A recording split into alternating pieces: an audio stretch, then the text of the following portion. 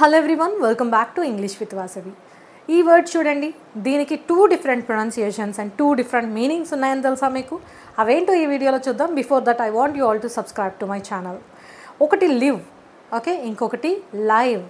Word spelling ఒకటే కానీ pronunciations ఈ రెండిట్లకి వేరే వేరే అండ్ మీనింగ్స్ కూడా డిఫరెంట్. సో లివ్ అంటే ఏంటి? ఉండడం, లేకుంటే జీవించడం. Where do you live? మీరు ఎక్కడ ఉంటారు? I live in Hyderabad. మేము హైదరాబాద్లో ఉంటాం.